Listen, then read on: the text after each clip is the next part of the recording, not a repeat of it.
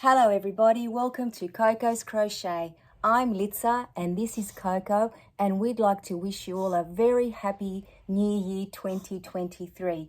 We hope the year ahead is filled with good health, love and kindness, and whatever your little hearts desire. So let's make the most of this year together, share our crochet journeys and just be together as much as we can and just enjoy every moment, because that's the goal for myself, and I'm hoping that we can do this together. Coco and I have had a wonderful day, a very great start to the new year. Coco is eagerly awaiting her apple, so I will get it to her now because she can see it sitting on the bench top there. As you can see, she cannot wait to get into it. So I will ask her to say woof woof to you all and Happy New Year while I pop her down so that you and I can continue our chat. There you go. Oh, good girl. Excellent. I'm not sure how you all had your New Year's Eve go. I hope you'd like to share down below what you did. We certainly had a very quiet one. It was just myself, my partner and Coco. Our neighbourhood was lit up for most of the night though. I think the fireworks started at around 8 and finished at 2 a.m. We actually, our home backs up to the park, so we get to enjoy the fireworks pretty much on top of us. The neighbourhood children were enjoying it. We could hear their laughter and screams of joy. It was absolutely amazing. At midnight, we did stop and put on the TV to watch the fireworks surrounding the city and our beautiful harbour. So that was lovely. We always wait for that every year. And then we have a little tradition where after midnight, we cut into a cake to celebrate the coming of the new year. And inside that cake somewhere is a hidden coin. And as you slice the cake and take away a little piece, someone in the family always ends up with a piece with a coin in it, and they get to enjoy a whole year of good luck. So that's a tradition that my family has passed on for generations, and it's not just my family. A lot of families that I know do the same tradition, so we've kept it going as well. It's been a lot of fun over the years, and you know, it doesn't always happen the first time you cut the cake. It could be the day or two later, so we all eagerly await to see who will find that coin. And today was another very, very nice day. We ended up going to a beachside restaurant. We live only about 10-minute drive away from the local beaches. So we went along the promenade, I guess that's what you call it, where the beach is on one side and all the restaurants and shops are on the other side.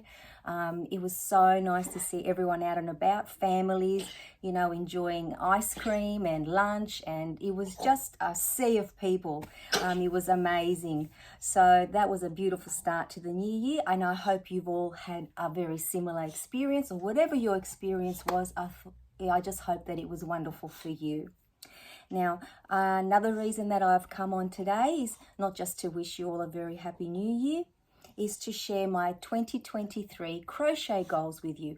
I have never actually had any real goals as such previously, but I have decided that this year I would make a little note of a few of them, and I would absolutely love to hear what your crochet goals are, if you have any this year. And you know, possibly a lot of ours will, you know, actually be very, very similar, or we might just see, you know, some other people are giving us suggestions for some other things to aim for as well. But the main thing here is that we can all be each other's cheerleaders and just, you know, enjoy the journey together. And whatever the outcome is at the end of the year, we can share once again and do our very best to stick to our goals. And some people's goal might just be to enjoy crocheting, which is ultimately what we all want to do. But for the moment, I have put together a short list which I will share with you. So my 2023 crochet goals are as follows. So number one, and the most important one, I think, is to actively aim to complete my goals. So let's see how we go with that one. Number two is to get organized. So keep a crochet journal, which I did talk about in a previous video. If you haven't already seen it, please go ahead and watch it. So I am going to quite vigilantly try to keep a crochet journal this year, because I think it would benefit myself and you guys and everybody in so many ways, and also will be a fun way to, you know, review the year, because we forget how many things we actually make sometimes, and I think it's a nice way to keep track. Also, I want to organize this yarn room. I did spend about an hour up here as well today, reorganizing a few things and revisiting, you know, some areas that need a bit more attention. The Christmas tree has gone down. I know it's straight after Christmas. We try to get it down, you know, within the first week of the new year. So I thought maybe that's, you know, one thing I could actually do today, which I have done. And the other thing that will help, you know, just sort of like keep track of the year as well, is keeping all my ball bands. And I know that a lot of you do that already, so I thought, you know, I would start doing the same. So that's number 2. Now, number 3 is a huge one for all of us, I believe, not just myself, and that's all our whips. I want to assess, basically see what I want to keep and finish, or frog and repurpose the yarn. So that's something I think we can all do together, and I might do a separate video just on that. And then number 4, and very importantly, is relates to my yarn stash, and I think that we're all in this similar position as well. I want to use the yarn that I already have before I buy more yarn. Just because I think of a brand new project doesn't mean that I have to go and buy that yarn. It's always a good idea to source what we have in our own homes or in our own stash. And sometimes we just, I know that I've done this many a time, I look at the yarn and then I create a project, but sometimes we have a specific thing in mind. So I really, really want to use my yarn stash this year. Number 5, and this relates to yarn hauls. Now, I love a great yarn haul, and we all enjoy sharing them and, you know, arming and ahhing at how amazing, you know, the haul is. But I only want to purchase if it is a great savings. I don't just want to buy just because it was on sale. So that's something that I want to really be mindful of this year. It doesn't mean that I won't be, you know, sharing my hauls with you if I do make some, which I'm pretty sure I will, knowing me. But my aim will be to make sure that it is a great saving and that I, you know, will have a use for it, not to just buy it because it was on sale. Now, number 6, I have been, you know, thinking about this one for a while. Learn Tunisian crochet. Now, I know that Jada and Stitches had a cowl all of 2022, so 1 stitch per month, and then at the end, you know, they put the blanket together. I did consider jumping on board that one, you know, midway through the year, but I had a few other commitments at that time, crochet commitments. So I thought I would just leave it for now. But definitely this year, I'd like to attempt, you know, to learn Tunisian crochet. And I also know that Tony from TLC Yarn Crafts, she has an amazing array of tutorials surrounding Tunisian crochet, and I actually believe she has a book as well. So they're 2 content creators, YouTubers, that I would definitely be visiting and see what, you know, I can learn from them. Number 7 relates to my amigurumi and lack of skills. I'd like to try to make a doll. I will actually show you the dolls that I've attempted to make over the past year at 2 random times. And please, you know, keep the judgments as kind as possible. The first one, and for some reason, I only ever managed to make part of a doll, and then I put it away and then I'm done. So this little one, obviously she has no face and no hair. Her little arms are missing and part of her leg is there. I get to that point and then I put it away, and unfortunately, because of my poor record keeping, all I found was a little notebook and it just had random numbers and ticks. So obviously I'm guessing the numbers relate to rows, but that was of no use to me. I'm trying to think back. This one, I believe there was a tutorial on YouTube, but unfortunately I couldn't think of exactly which one it was, and I haven't actually tried very hard to source it at the moment, but I do remember that it was on YouTube. Now this one is a little bit scary, but again, she only has part of her body and one leg. I don't know what the go is with that. But I did attempt to put in safety eyes, which was the first time that I've done that. And she's got a little embroidered mouth. And then I was trying to put some hair on her as well. This one, I believe, came out of a book. And it was fairly recent, maybe 3 or 4 months ago.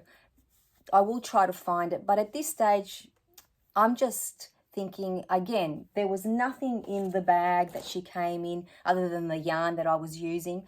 Absolutely clueless as to the pattern. So, excuse me, this is why I think I need to be quite vigilant with my record keeping. So, 2 dolls down, maybe third time lucky. Let's see how we go. And I would also love to create some animals. I have got a few books that I've purchased off Amazon, and they have got some beautiful animals in there. So I will try to attempt them as well. As we know, I am very lacking in amigurumi skills, and I will start off small and then grow. But let's see how we go this year. Now, number 8. I'd like to make at least one of the 2 Crochet Society Advent Cals. I have the 2021 and the 2022. I share the 2022 box with you. And they're both just sitting there. Both beautiful projects to be made. All the yarn is sitting there. So I would like to attempt to make at least one of those this year. Before I get the next one, obviously. And then number 9. Again, it relates to my Crochet Society subscription this time. I have about 15 boxes and, excuse me, I've only made one project from the first box, which I have shown you. Oh, it's not close enough for me to pick up. It was just a little basket. So I believe I will be receiving a new box in January. I will share that with you. And I will try, when that box arrives, just make at least one project from that box. And then, if I have time during the year, I'll backtrack and make some projects from the previous boxes. There is no point in getting those boxes other than to and about, you know, the little notions inside, the hook and the yarn. I need to start making things because it will actually improve my crochet skills, I believe, because there's a lot of times there's patterns in there that use, you know, techniques that I may not have tried. For example, there was one with lace work and bead work. So I really should make an effort to complete at least one out of the 3 projects in the Crochet Society subscription boxes.